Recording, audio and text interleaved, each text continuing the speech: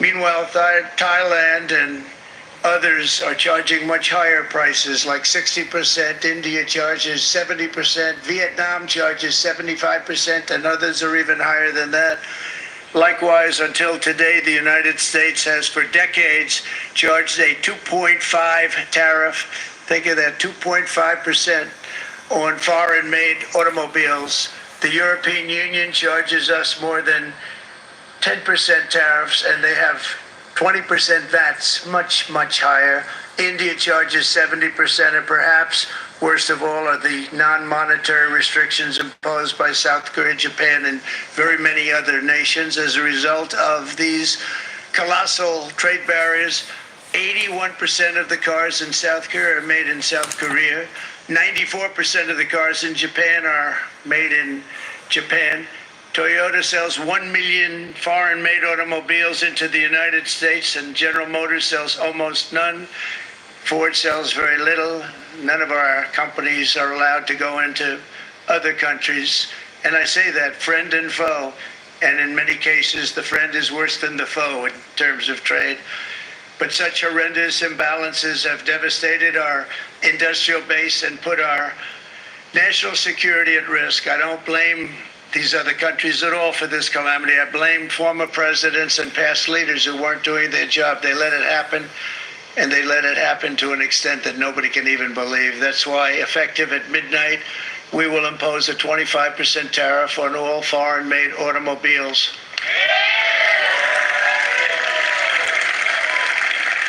Thank you. Brian, I'd like to have you come up here for a second, okay?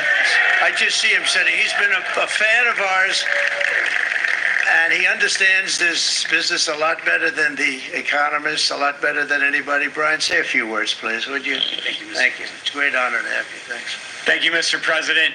I grew up just north of Detroit, Michigan, in Macomb County, known as the home of the Reagan Democrats. My first vote for president was for Ronald Reagan. I thought that was going to be the best president I ever saw in my lifetime until Donald J. Trump came along. I have watched my entire life, I have watched plant after plant in Detroit and in the Metro Detroit area close. There are now plants sitting idle. There are now plants that are underutilized, and Donald Trump's policies are going to bring product back into those underutilized plants. There's going to be new investment. There's going to be new plants built. And the UAW members, and I brought 20 of them with me, they're sitting right over here. We support Donald Trump's policies on tariffs 100%. So, Mr. President, we can't thank you enough. And in 6 months or a year, we're going to begin to see the benefits. I can't wait to see what's happening 3 or 4 years down the road. Thank you, Mr. President. What a great guy. He got it right from the beginning. He got it before almost anybody else. This group over there, they got it too. And, you know, we won the state of Michigan. We won almost all of them. But we won Michigan by a lot, and I want to just thank you all. The auto workers were fantastic. The Teamsters were fantastic. Everyone was pretty good, I will tell you. Thank you very much. I appreciate it. You're going to be very happy very soon, and you probably see what's happening with all of the, not only car companies, but car companies in particular. You see it with all of the ones they're moving, they're announcing day in, day out. You're seeing it. Nobody's ever seen anything like that. With today's actions, we're also standing up for our great farmers and ranchers who are brutalized by nations all over the world. Brutalized. Canada, by the way, imposes a 250 to 300% tariff on many of our dairy products. They do the first can of milk. They do the first little carton of milk at a very low price, but after that it gets bad, and then it gets up to 275, 300%. So when they're figuring what's Canada charging, they say, oh, about 2%, 3%. But take a look at what happens down the road. When you look a little bit, it's not a pretty picture, and we don't like it, and it's not fair. It's not fair to our farmers. It's not fair to our country. And with countries like Canada, you know, we subsidize a lot of countries and keep them going and keep them in business. In the case of Mexico, it's 300 billion a year. In the case of Canada, it's close to $200 billion a year. And I say, why are we doing this? Why are we doing this? I mean, at what point do we say, you got to work for yourselves, and you got to, this is why we have the big deficits. This is why we have that amount of debt that's been placed on our heads over the last number of years. And we're really not taking it anymore. Through non-tariff barriers, the European Union bans imports of most American poultry. You understand? They say, we want to send you our cars, we want to send you everything, but we're not going to take anything that you have. Australia bans, and they're wonderful people and wonderful everything, but they ban American beef, yet we imported $3 billion of Australian beef from them just last year alone. They won't take any of our beef. They don't want it because they don't want it to affect their farmers. And you know what? I don't blame them, but we're doing the same thing right now, starting about midnight tonight, I would say. And China charges American rice farmers an overquota, it's called, a tariff rate of 65%. South Korea charges 50%. Actually, they charge different, from 50% to 513%. And Japan, our friend, charges us 700%. But that's because they don't want us selling rice and other things. Who can blame them, Madam Secretary? Agriculture, great job you did on eggs, by the way. The egg prices came down 50%. You got them down 50%. Once we got involved, they were going through the sky. The egg prices, they were going through the sky. And you did a fantastic job. Now we have lots of eggs, and they're much cheaper, down about 59% now, and they're going down further. We charge 2.8% for so many things that other countries are charging 200%, 300%, and 400% for. If imposing tariffs and protective barriers made nations poor, then every country on earth would be racing to eliminate these policies, and China would be the first online. They run a very strong country, but they're not first in line, and the American people are paying a very big price. From 1789 to 1913, we were a tariff-backed nation, and the United States was proportionately the wealthiest it has ever been. So wealthy, in fact, that in the 1880s, they established a commission to decide what they were going to do with the vast sums of money they were collecting. We were collecting so much money so fast, we didn't know what to do with it. Isn't that a nice problem to have? What do you think, Marco? Good problem? Marco would love that problem.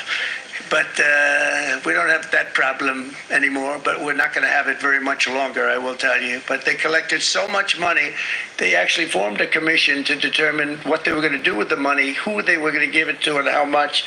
Then in 1913, for reasons unknown to mankind, they established the income tax so that citizens, rather than foreign countries, would start paying the money necessary to run our government.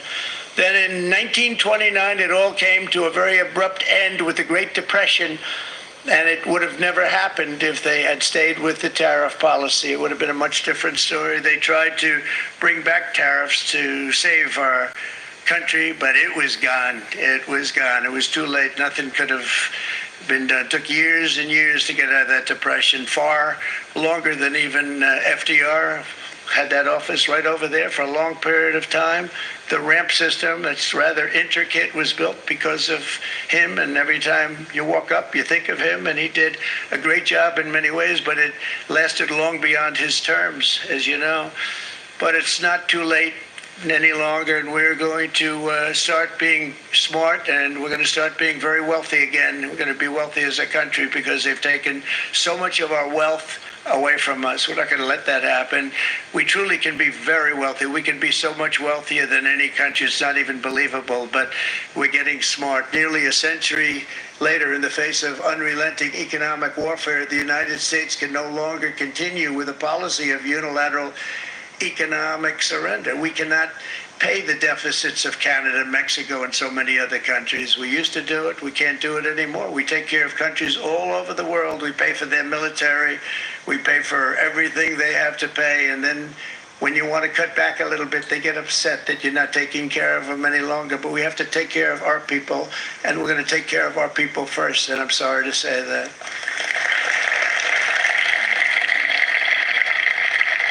And today we're standing up for the American worker, and we are finally putting America first.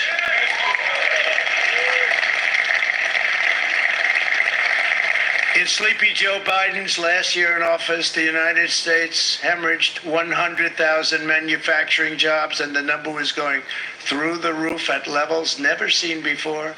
And our trade deficit reached a record $1.2 trillion, which is unheard of. Since the beginning of NAFTA, the worst trade deal ever made. It was a horror show. I was able to terminate it. They all said you'd never be able to get it out. We had to get approval from Congress to get it terminated. We had to live with that deal. It was the worst deal, worst trade deal ever made by far. But since the very beginning of NAFTA, our country lost 90,000 factories. Think of what that is, 90,000. Think about putting a map up and putting text on it. You wouldn't have enough room. 90,000. I said, is that possible? We had it checked 4 different times, and it was actually somewhat higher than that. And 5 million manufacturing jobs were lost while racking up trade deficits of $19 trillion. That was the worst trade deal ever made. As a result of these gigantic losses, foreign nations now own $26 trillion more of American assets than think of this, than the Americans own of their own foreign assets or other foreign assets. The United States can no longer produce enough antibiotics to treat our sick. We have a tremendous problem. We have to go to foreign countries to treat our sick. If anything ever happened from a war standpoint, we wouldn't be able to do it. We import virtually all of our computers, phones, televisions, and electronics. We used to dominate the field, and now we import it all from different countries. A single shipyard in China now produces more ships every year than all of the American shipyards combined. Think of that. And it was a business that we used to dominate. We used to dominate it totally. In short, chronic trade deficits are no longer merely an economic problem. They're a national emergency that threatens our security and our very way of life. It's a very great threat to our country. And for these reasons, starting tomorrow, the United States will implement reciprocal tariffs on other nations. It's been a long time since we even thought of that. We used to think about it a lot. We didn't think about it for many decades, and you see what's happened.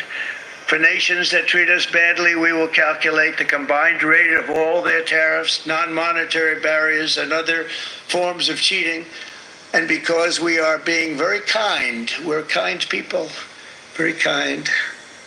You're not so kind when you got ripped off with your salaries. My auto worker friends and my Teamster friends and all of the unions that typically voted Democrat, they're not voting Democrat anymore because worker, whether union or non-worker, they're for the Republicans now. That's what happened.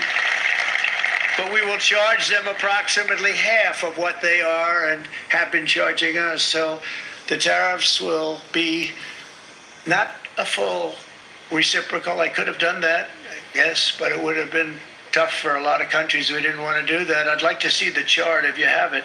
Could you bring it up, Howard? This is our great Secretary of Commerce, Howard Lutnick. Thanks.